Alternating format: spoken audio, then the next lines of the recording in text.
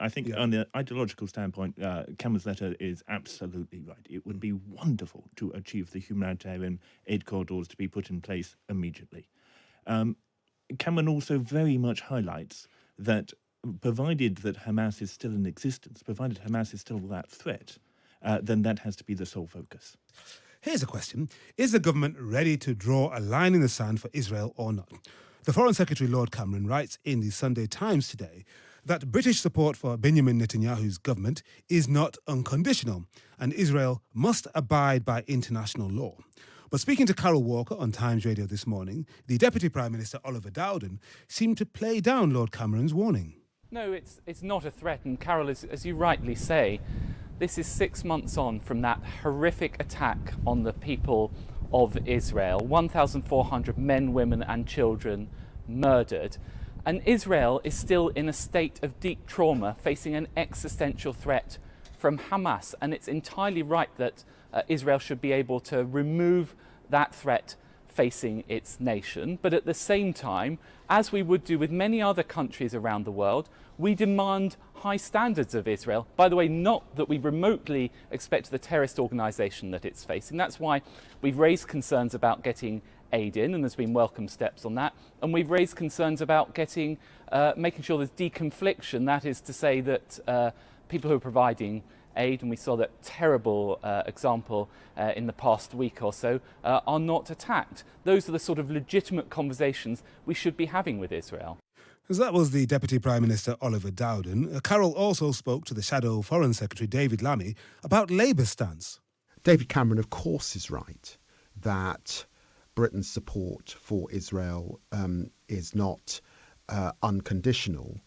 But what he hasn't done is publish the legal advice so that we can all be sure that we are not, as a country, in any way complicit with the breaches in international humanitarian law.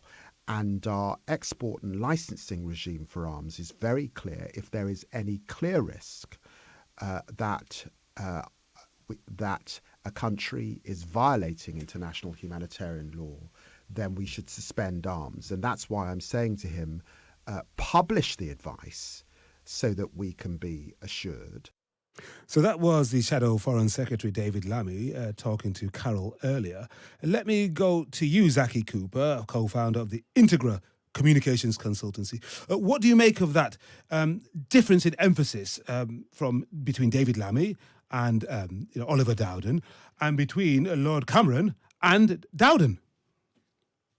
Yeah, as ever, look, this is a very emotive subject. We're 6 months now into this war, and obviously, the government's overall approach has been to understand and support Israel's right to defend itself. But, that has to be subject to conditions. And I suppose that's what David Cameron has emphasized in his article. I mean, it's not unusual. I think all bilateral relationships in foreign affairs should have conditions. You never have unconditional support for any ally, but obviously Britain and Israel have a long-standing sort of friendship and relationship.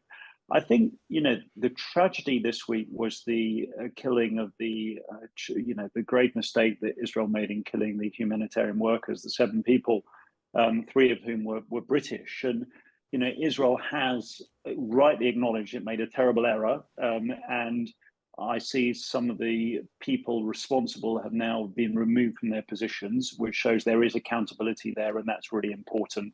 And I think, what we have to remember is the roots of this conflict come from Hamas, which in a way, there's so much emphasis on Israel and what it's doing, which of course is a democracy and accountable. People sort of slightly overlook Hamas, which is this dreadful terrorist organization that wants to wipe Israel off the face of the earth. So I think, we also need to remember what the roots of this conflict are, which were the attacks on the 7th of October. Exactly 6 months ago, Zaki, of course, and one shouldn't forget that. But you can understand, can you not, Thomas, that people are worried about the humanitarian situation because of what they see on their television screens and hear on their radio stations every single day, every single night, and the death toll, 33,000. What about that difference in emphasis then between Lord Cameron and Oliver Dowden? Because Dowden seemed to want to roll back a little bit from the emphasis that Cameron was putting in his piece in the Sunday Times today. I think it's clearly a very tragic state of affairs that we're in. It's going to be difficult for the reconciliation of the Dowden angle with Cameron's letter. I think on the ideological standpoint, Cameron's letter is absolutely right. It would be wonderful to achieve the humanitarian aid corridors to be put in place immediately. Cameron also very much highlights that provided that Hamas is still in existence, provided Hamas is still that threat, then that has to be the sole focus. Yeah, I mean, he mentioned 4 principles behind Britain's support for Israel. You know, he talked about support for the hostages and their families, getting aid through into Gaza, leadership in the region and at the UN, and Israel's right to self-defense. But something that David Lammy also mentioned was the need to publish the legal advice that he clearly has received and the Foreign Office lawyers have given him, but he doesn't seem to want to do that, Zaki.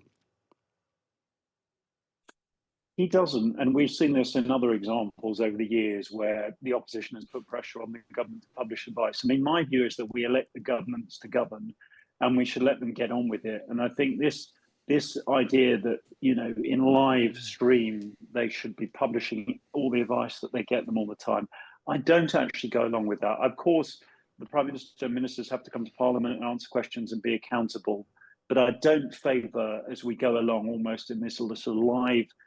You know, we want live updates all the time. A running commentary, as it were. There's this great clamour. A running commentary, exactly. I don't favour that. All right, Yeah. but Thomas, we constantly lecture the world about democracy, human rights, fair play, the rules-based order. But if, as David Lammy seems to hint, that we may not necessarily be practicing what we preach, wouldn't it help restore trust if we did see that legal advice, even if it were just in executive summary? I think executive summaries of legal advice is probably quite sensible to often be provided, but there are technicalities about providing legal advice because we're not all part of that legal advice process, and it becomes less valid if it is shared more broadly.